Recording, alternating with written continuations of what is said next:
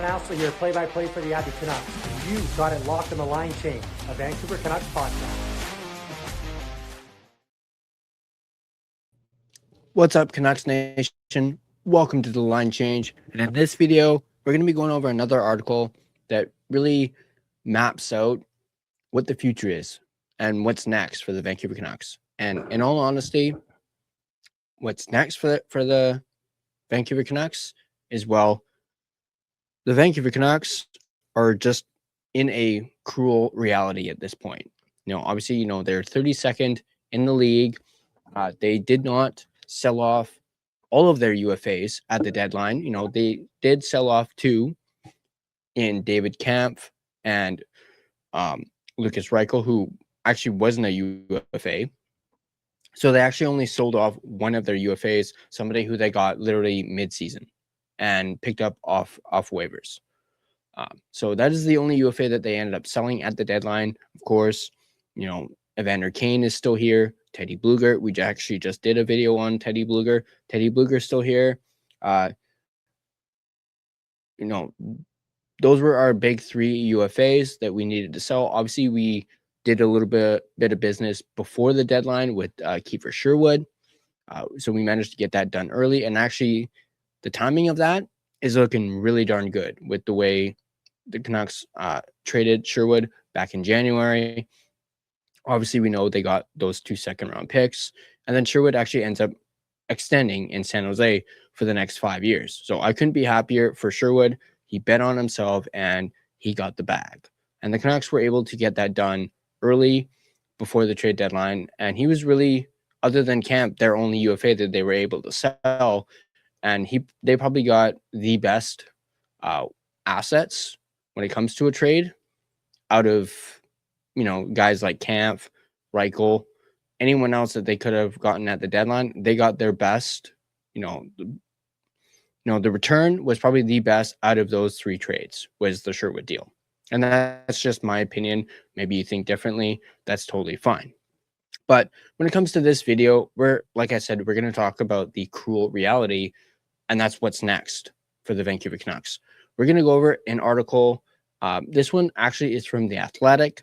So it is behind a paywall. So that is why I'm going to bring it up on here so you guys can actually read it in case you guys do not have a subscription to The Athletic. So let's go ahead and let's bring it up here. And I'll read it in full for you guys. Let me just expand this.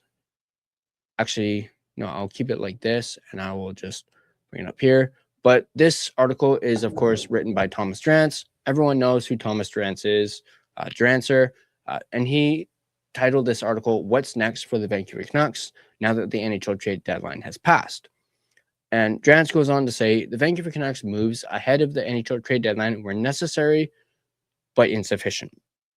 When we reflect on what the Canucks accomplished at the trade deadline and the series of in-season moves that the team has orchestrated since trading Quinn Hughes in mid-December, it all feels very much half-baked. Clearly, this is just the beginning. This isn't a mature process yet, nor is it an especially focused or aggressive one. Over the past 3 months, the club has plainly shifted rapidly, from retooling in a bit of a hybrid form to listening but not proactively selling veterans with term to aggressively looking to move its veteran players, except for the most valuable of those veteran players. Between selling off Kiefer Sherwood, Tyler Myers, Connor Garland, David Kampf, and Lucas Reichel exclusively for draft picks without a clear NHL level player coming back in return, the club accomplished a fair bit ahead of the deadline. Canucks have begun to build up a surplus of draft capital and shed some cap long-term liabilities. All of that represents a decent start with an emphasis on the word start. For all of the basic common sense business that Vancouver transacted ahead of the deadline, the move still ultimately lacked some level of ambition and imagination. Make no mistake, both will be required to a far greater degree if the Canucks are going to emerge from the 10-point hole they find themselves. Actually, this is now 11 points as the New York Rangers won the other night. So now they are 11 points ahead of the Canucks. they find themselves in at the bottom of the heap and claw their way to the top of the NHL pile over the next 5 years. Even as Vancouver shed several pending unrestricted free agents and a pair of termed contracts to useful but aging veteran players, the Canucks were still unable to find takers for Teddy Blueger and Evander Kane. Even in the moves that the Canucks did execute, they only seemed to go the extra mile to juice the return of the Myers deal by agreeing to retain 50% of his salary and cap hit, which of course wasn't much, as it was a $3 million cap hit. So it basically made Tyler Myers a $1.5 million player. They didn't find ways to aggressively solve Byers' problems and speculate in nominally expensive reclamation projects like other rebuilding sides, like the Chicago Blackhawks, for example, Calgary Flames. They, of course, got Ryan Strome, found ways to do so ahead of the deadline. This matters. The great NHL efficiency contest is a fundamentally competitive exercise. The goal is to be the best, the most efficient. If you're trying to build a team capable of winning the Stanley Cup and you're at the start of a rebuilding process, then the goal is to out-accumulate every other team in the league and to do so by a massive margin using absolutely every lever available to you. Through that lens, that Vancouver did decently well as a seller, but other teams in similar circumstances did better isn't just notable, it's a failure. Even if Vancouver hockey fans want to focus on the positives, and sorry, give me one sec. And fair enough, given what they've endured this season, it seems critical from Drance's perspective that the organization itself wrap its head around that cruel reality internally. Because while it's welcome that the club has at least accepted its current plight and is now willing to sell useful players for raw, uncut futures, successfully rebuilding this team is rather obviously going to require a greater level of aggression, focus, and ingenuity, in addition to the sort of sustained commitment to occupying the absolute bottom of the NHL standings, which the Canucks have, to their credit, perfectly demonstrated this season. Now, with the deadline passed, we turn our attention to the 18 games remaining in this most wicked of Canucks campaigns. Wait, is it 18? When was this article posted? Give me 1 second, guys. So this was posted on the 9th. This was so before the game last night. So it is 18 games. Vancouver's tragic number, a number calculated by how far away the playoff bar is from the team's maximum point total, is 22 points. I believe that has since changed since last night. The Canucks are only 8, I believe it's 8 results from mathematical elimination and inevitability, which should occur at some point in the next 2.5 weeks, give or take. More auspiciously, the Canucks are, as we mentioned, 11 games back of the 31st place team. This article was, of course, written before the Canucks lost to the Senators, so now they are, as I said, 11 points back, and the Rangers, of course, won. Who also have a game in hand. It would take a bona fide miracle at this juncture for the Canucks to lose out on the top odds at the 2026 NHL Draft Lottery. So right now, the Canucks are in a good spot to, have the best odds at first overall. Of course, it is a lottery, therefore it is not, a foregone conclusion that they will get the first overall pick. They still have the best odds to get it, but it's not a guarantee. Although what is a guarantee is they are guaranteed to finish or to draft in the top 3. They're just not guaranteed to get first overall. That's doubly true because of how poorly Vancouver has performed since returning from the Olympic break, while the Canucks managed to pick up 3 of a possible 4 points in games against the Blackhawks and the Winnipeg Jets over the weekend. The extent to which the club relied solely on bounces and finishing luck at both ends of the ice in those games was unmistakable. Since returning from the Olympic break, a stretch of 6 games, the Canucks have been out-attempted by 121 and outshot by 37. Every single game, even if their opponent is the Blackhawks, the Canucks are besieged by one-way traffic and a barrage of quality scoring chances. Occasionally, the Canucks will find a way to hang around or even engineer a victory and maybe even a few victories consecutively. But this team is all floor at this point. Despite a long history of dead cat bounces ruining Vancouver's draft position, this time out, there's no reason to sweat. This Canucks team isn't performing well enough to be any threat whatsoever to move up the NHL standings. So what even matters for the Canucks down the stretch? There are 3 key items to watch for as Canucks slog toward the finish line continues for 18 more games. Firstly, there's the key question of whether any of the young talent in Vancouver's lineup can show consistent flashes. We've, of course, already seen that with Zeev Buium, Liam Ogren, we've already seen that with. And more importantly, can avoid building up scar tissue that might hold them back long-term during a dispiriting stretch of hockey, likely to be punctuated by near constant losing. Take the trio of young Canuck defenders in Zeev Buium, DPD, and Tom Willander to a man they've struggled enormously over the past month.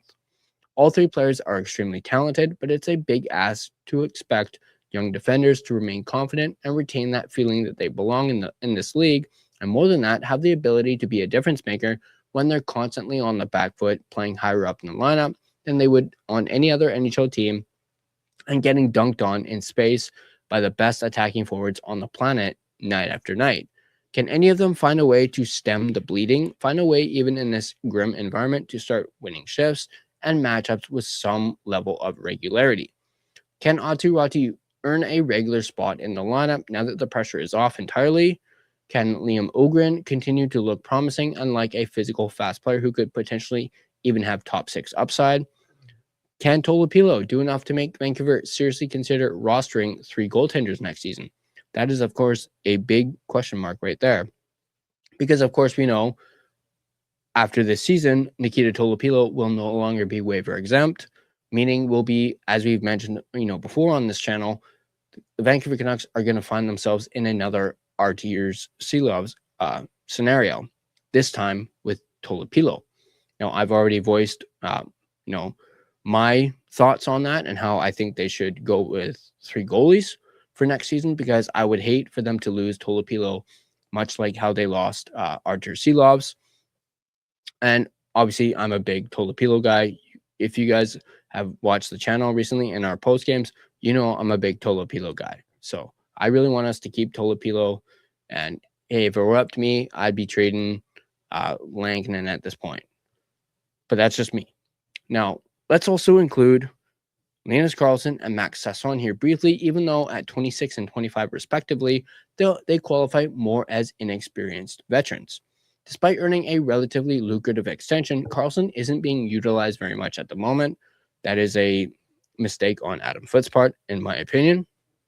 The skilled, reliable winger played under 7.5 minutes on Friday against Chicago at 5-on-5 and logged the 4th lowest even strength minutes among the Canucks forwards on Saturday in Winnipeg. Despite this, Karlsson remains Vancouver's most efficient 5-on-5 point producer still on the roster and is posting genuinely excellent underlying numbers no matter how degraded the situation has become around him.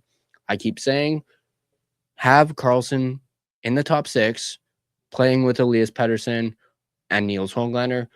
Adam Foote needs to keep that line intact and not just for a few shifts or like a quarter of a game. That needs to be a regular line going forward, possibly to try and jumpstart PD.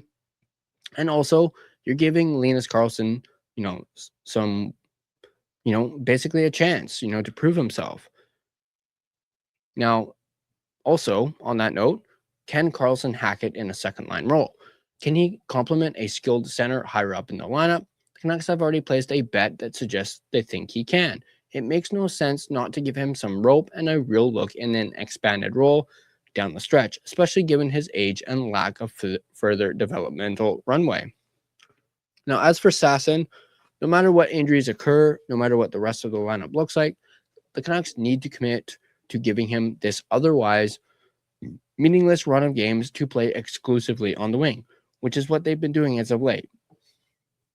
Sasson's speed, competitiveness, hockey IQ, and solid finishing ability on the counter have given him a narrow path to being an NHL regular, but a run of center injuries has of course left him playing almost exclusively in the middle of Vancouver's forward group this season. The club should try to get him familiar with playing on the wing because long term, that's going to give him his best chance of becoming an everyday caliber NHL player.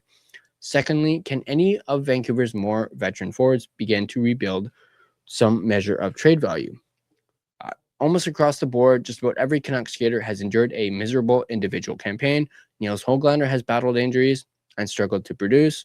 Elias Pettersson still looks completely juiceless.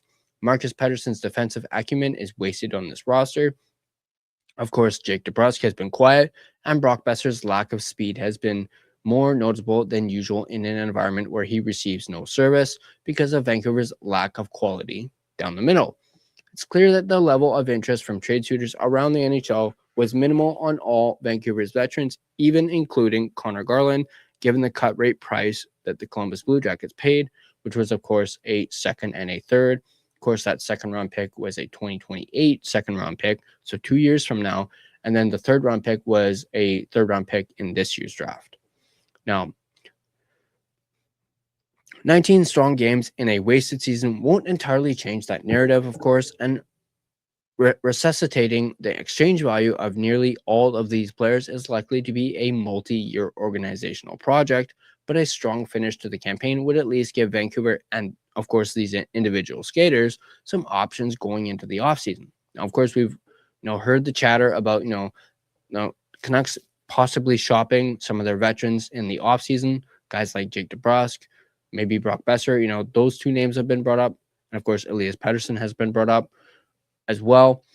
Finally, as the stretch run unfolds inexorably for the Canucks and their fans, undrafted NCAA free agents will start to become available to be recruited by NHL teams. This variety of free agent is most commonly a relatively low ceiling prospect with a, of course, shorter developmental timeline. If they hit, they often hit immediately. Now, Vancouver will probably be in tough in free agency given the state of its lineup, and of course, they're obviously not looking to buy. And the organization's rebuilding direction, but the incentives for the top collegiate free agency exist in a totally different universe where a veteran typically would prefer an opportunity to chase the Stanley Cup. Most college free agents want an opportunity to crack an NHL lineup and earn the sort of playing time that's required to prove that they're NHL level players. Rebuilding teams have an edge over contenders and teams in a playoff race in recruiting the top undrafted collegiate players. And it'll be incumbent on Vancouver, which cleared 3 contract slots last week by trading Myers, Garland, Camp, and Reichel, even after claiming Curtis Douglas off waivers to make that edge count. The collegiate free agent class is headlined by a pair of jumbo-sized centers in Tyson Gross and Jack Stockfish, which is convenient given Vancouver's needs, and there are a number of interesting younger gambles poised to hit free agency after their team seasons are officially over, like North Dakota defender Jake Levenage. Of course, there is, I have seen a little bit of chatter about maybe Calgary eyeing up Tyson Gross, or that the top of the class, as of course Calgary is probably looking for that, so they might throw a bit of a wrench into the Canucks' plans for that. Now, Vancouver may not have out accumulated the likes of Chicago and Calgary at the deadline, but there are still levers to pull between now and the end of the season. Finding a way to be successful there, even though the club promoted top recruiter and college scout Scott Young to the NHL coaching staff this season, will be, of course, more important down the stretch than any wins and losses could ever be at the tail end of the latest lost Canucks season. So there you go. Great article from Thomas Drance. If you do have a subscription to The Athletic, definitely check out these articles. Obviously, Drancer is one of the best. Obviously, our good friend Harman Dial obviously has his articles on The Athletic as well. But definitely check this out. And I'm actually really intrigued about the NCAA aspect of this. Of course, here, let me move that. Boom. And actually, I'm thinking I might actually do a future video talking about the NCAA agents, so we can kind of dive more into those and, take a look at what the Canucks could possibly do when it comes to college free agents. But I want to know what you guys think. Let me know in the comment section down below. What do you guys think about this article? Do you guys agree with Thomas Drance on this? What are your views when it comes to what's next for the Canucks, the future of the Canucks? Are you guys excited for the draft coming up? Let me know. And also, let's take a look at the NHL odds for this. We already went over one of them. Let's go look at a different one. Let's go with the Oilers and the Avalanche. Oilers are at a plus 1.5 and a minus 155 on on the puck line, while the Colorado Avalanche are at a minus 1.5 and a plus 130 on the puck line. The Edmonton Oilers are a plus 145 on the money line, and the Colorado Avalanche are a minus 175 on the money line. So that being said, these odds are subject to change. And of course, please play responsibly. And speaking of DraftKings, I'd like to give a shout out and thank you to DraftKings themselves at being a sponsor of this video. And of course, they are an official sports betting partner of the NHL. DraftKings Sportsbook, an official sports betting partner of the NHL, is built for the fastest game on ice. With player props and live betting, every shift, every shot, every save gives you options to get in on the game with DraftKings Sportsbook. New customers bet just $5, and if your bet wins, you get $300 in bonus bets instantly. Download the DraftKings Sportsbook app and use code THPN, that's code THPN, to turn $5 into $300 in bonus bets if your bet wins. In partnership with DraftKings, the crown is yours. Gambling problem? Call 1-800-GAMBLER. In New York, call 877-8-HOPE-NY or text HOPE-NY. In Connecticut, call 888-789-7777 or visit ccpg.org. On behalf of Boot Hill Casino in Kansas, wager tax pass-through may apply in Illinois, 21 plus in most states. Void in Ontario, restrictions apply. Bet must win to receive bonus bets, which will expire in 7 days. Minimum odds required. For additional terms and responsible gaming resources, see dkng.co/audio. This is a limited time offer. Copyright 2026 NHL, all rights reserved. This video has been a presentation of both DraftKings Sportsbook as well as the Hockey Podcast Network. Be sure to check out the network for your favorite podcast covering your favorite team at thehockeypodcastnetwork.com, the home of hockey podcasts, where it's every team, everywhere. If you enjoyed this video, hit that like button and subscribe to The Line Change. And be sure to have your notifications turned on so you don't miss more in-depth analysis of your Vancouver Canucks. Once again, drop your comments down below. Thanks for tuning in, and I'll catch you guys on the next Line Change.